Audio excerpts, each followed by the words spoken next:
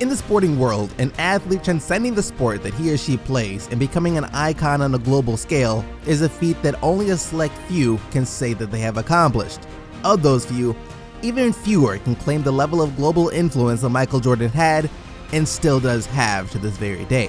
After all, the man is undeniably the greatest to ever lace up two sneakers and entertain us all with his seemingly unparalleled competitive drive. However, over time, facts were replaced with fiction, and the lore of Michael Jordan began to take on tones that stray away from who he really is and how his story really went. Which is why in this series, we're going to be starting over from the beginning, way before the kid from North Carolina became the man of Chicago, in order to restore some of the truth that has been lost in translation. So without further ado, welcome to part 1 of the Jordan Saga.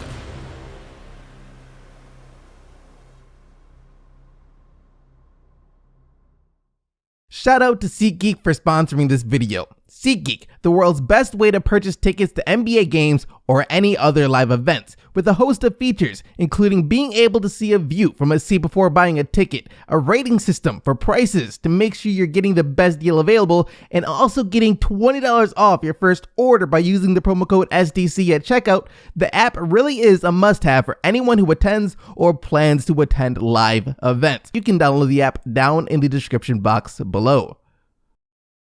The story of Michael Jordan being cut from the varsity team his sophomore year is probably one of the most infamous Michael Jordan stories that has ever been told. Like I said in the intro though, as with most Michael Jordan stories, this one as well has become the victim of lost facts over time. When most hear the story of Michael Jordan being cut from varsity, their first thought is that the coach who made the decision to keep him off the team must be an idiot. One of, if not the dumbest coach to ever exist. And the fact that MJ, during his Hall of Fame enshrinement speech, admitted to dedicating himself to proving his high school coach wrong didn't help temper the flames of that narrative much either. The part of the story that got lost along the way, however, was just how great of a coach and a man Pop Herring was to Michael Jordan for the longest time. The legends don't tell you of all the times that Pop Herring would wake up early just to give Jordan a ride to school so he could practice in the gym before classes started, something that he was doing well before Jordan entered his sophomore year.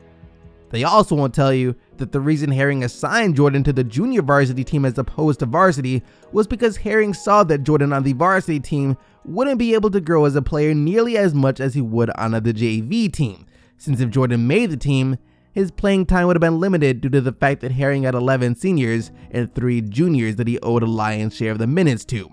For this reason, the only sophomore to make the varsity team that year was Jordan's friend Leroy Smith, solely because of his freakish height. Herring, who had been following Jordan's growth and development as a player from a young age, admitted that he saw flashes of what Michael could become, but he also saw things that were necessary for him to experience and go through if he was to reach that potential. And one of the things that Jordan had to learn when he was younger was to realize just how good he could be. At that age, he had a tendency to be overly passive and rely on his teammates too much on the offensive end instead of realizing how much damage he could do himself as the focal point of the offense. And putting him on the junior varsity team allowed Jordan to see that as well, as he was able to dominate the competition on a nightly basis, frequently logging 40-point games despite those games only being 24 minutes long. And with each dominant performance, Jordan's confidence grew. Speaking of growing though, if anything, his taller friend making varsity while he was cut his sophomore year sent the message of, "I gotta be taller," to the young Michael more than anything. Standing at just above 5'9" at the time, Jordan knew the thing he was lacking the most was simply the size, which worried him, because his family was known for producing men who were already shorter than Jordan was in stature, with his grandfather and his brothers never growing to be more than 5.5 feet tall. The fear of not growing enough for him to become a better player was very real to Jordan. His mother, sensing her son's anxiety over the issues, prayed with Michael every night for his wishes of added height to come true. However, even she was skeptical of Michael's prospects of growth. Once again, he was already so much taller than every other man in the family, so she began instilling in Jordan the idea that it was much more important for a man to grow his heart and mind as opposed to physically in size. Jordan wasn't buying it though. He was determined to grow taller, which is why over the summer of his sophomore, heading into junior year, he could always be found hanging from bars and putting salt in his shoes as instructed by his mother in order to grow taller. The result of Jordan's belief and persistence being a massive growth spurt that summer that saw him enter into his junior year listed at 6 feet 3 inches tall. Somehow, some way, Michael Jordan twisted the hands of fate. We played 1 year of varsity basketball together when I was a senior and Michael was a junior, and that's when his play just went to another level. Even though there were 5 guys on the floor, he pretty much played all 5 positions. His level of play was just so much higher than the rest of us. People ask me all the time if it bothered me, but I can honestly say no, because I had the opportunity to see him grow. I know how hard he worked. Byproduct of his growth spurt, along with his newfound burning desire to ease the pain caused by being cut, the Michael Jordan who showed up to tryouts his junior year showed only the slightest bit of resemblance to the scrawny kid who showed up the year prior, and by the end of tryouts, there was no question it was going to make the team, nor was there any question who the best player on the team was. Inspired by the play of Magic Johnson, who had just led Michigan State on a championship run, Michael, who was well aware of his own standing on the team, took calling himself Magic Mike as he began dazzling the packed crowds who were gathered to see the spectacle. His quickness, tenacity, and athleticism allowed him to average 24 points and 11 rebounds per game over his junior year, while also leading his typically bottom of the standing high school to the District 2 semifinals before eventually falling to the district champions. Scouting reports for Jordan over the course of the season reading that players start guarding him as soon as he got off the bus. And though his coach Pop Herring would never take any credit for helping Michael Jordan become Michael Jordan, history itself shows us just how instrumental he was in helping Jordan get his feet off the ground in the world of professional sports. For if Michael had gone to any other high school in the country besides Laney, there was a very strong possibility that he never would have become the same MJ that we know him as today. One of the reasons for that being that any high school player listed at 6'3" or taller at the time was almost automatically given the position of big man in games. Back then, that would have meant Michael Jordan being assigned to play the 4, or even worse, the 5, where his abilities as a playmaking guard never would have been able to flourish. Having watched Jordan practice for so long though, Herring knew where his future in the game was, on the wing with the ball in his hands. So despite his height, Pop still let Michael play the guard positions. Another example of Herring's importance in Jordan's legacy is the fact that despite Jordan's terrific play during his junior year, he was still an unknown nobody from nowhere. Scouts weren't lining up to recruit Michael Jordan, which is why Herring took it upon himself to reach out to some of the top programs in the nation to inform them of his player. The school that he contacted the most about Michael being North Carolina University, a school with one of the most renowned basketball programs in the entire world. And after receiving numerous requests from Herring for North Carolina to send scouts to watch Mike play, they eventually did, and were treated to a performance good enough for them to invite MJ to a more private tryout where the coaches will be able to see him play as well. Excited by the idea of being recruited by a Division I school, Jordan jumped at the opportunity, and when he entered into the practice facility of UNC to show the coach what he was made of, it didn't take long for them to become completely infatuated with the things that Michael was capable of doing on the court. However, while UNC may have been ready to bring Jordan aboard that same day, the feelings weren't necessarily mutual. See, growing up, Michael wasn't as much of a North Carolina guy as he was a North Carolina State guy, and Pop Herring also thought it would be wise if instead of committing to the first team that offered anything, if Jordan participated in some more camps across the nation to see what else was out there. And the most prestigious camp that anyone could attend back then was the Firestar camp, which like it sounds, was a camp held for only the best of the best prospects in the nations. This wasn't a camp that you could just sign up for, instead the camp had to come to you. And seeing as to how the camp never came to MJ during his junior year, Pop Herring knew that he was going to face an uphill battle trying to get his star pupil in, which is why Herring, during the meeting with UNC, requested that they speak with the owners of the Firestar camp about the possibility of getting Jordan to participate. If Herring himself made the request, it probably would have been overlooked just like the other dozens of coaches requesting to get their player in. If Dean Smith and UNC asked to get a player through, well, that's another story. This move by Herring did put pressure on Dean Smith and the rest of the Carolina coaching staff though, because from their point of view, it wouldn't make sense for them to get Jordan into the Firestar camp only for him to be seen by all of the elite college programs across the nation, but they also knew the bad look it would give them if they denied Jordan the chance to compete. So they obliged, and not too long after, Michael Jordan was competing against the very best of the nation in front of scouts that parents and coaches alike would kill for the chance to have their kids seen by. I was so nervous and my hands were sweating. I saw all these All-Americans and I was just the lowest thing on the totem pole. Here I was, a country boy from Wilmington. Heading into the camp, Though Jordan's confidence as a player had grown over the course of his junior year at Laney, his confidence that he could compete against the players hailed as the best in the nation wasn't quite as high, considering that during his time playing for Laney, he never really went up against any of the other top prospects. He was feeling so unsure of himself, in fact, that Pop Herring had to try and build up Jordan's confidence enough for him to even attend the camp at the first place.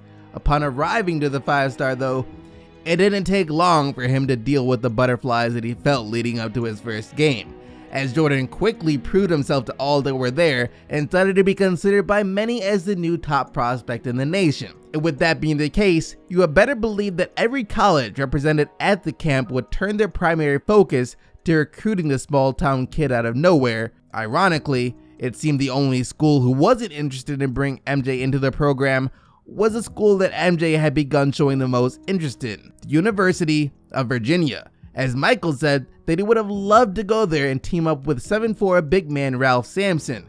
But when Mike informed the school of his interest, he was only met with an application to apply, and they never once even sent a scout to catch a glimpse of the player who was on his way to becoming the greatest ever. When the names Michael Jordan and Patrick Ewing are mentioned in the same breath, the first thought that goes through some people's minds is this. Rejected by Horace Grant, who leads the team in blocks in the playoffs. Great passing. Oh, holy cow. A play not even featuring Michael Jordan, but instead his teammate Scottie Pippen, when Pippen wound up obliterating Ewing on a drive to the rim, only to receive a technical foul for taunting both Ewing and Spike Lee afterwards. What some might not know though is just how close Ewing and Jordan were to being teammates, since at the same time North Carolina was in the process of recruiting Jordan, they were also in the process of recruiting Ewing as well. And when the two players met each other on their first visit to the campus, they formed an almost instant bond, a bond that caused Ewing to give a great amount of thought to joining Jordan and forming one of the greatest 1-2 punches that college basketball would have ever seen. That is until Ewing witnessed the Klan demonstration taking place not too far from the hotel he was staying at. While Ewing may have been put off by the experience, Jordan either didn't know such things were going on or didn't care. Upon setting his eyes upon the campus of UNC, he fell in love instantly. Having already been the 4 school he visited, Michael committed to UNC shortly after his visit, ready to put the whole recruiting process behind him so he could focus on winning a championship during his upcoming year back at Laney. And what a year it was. With his confidence at an all-time high following the 5-star camp, Jordan began taking games over at will, upping both his scoring and rebounding averages to over 27 points and 12 rebounds per game. This was also the year that Jordan developed his knack for being able to close a game out single-handedly as well. An example of this being a game against Laney High School's rival team New Hanover. With Jordan having to sit out a majority of the game due to foul trouble, Laney High School found themselves down big with just under 5 minutes left to play.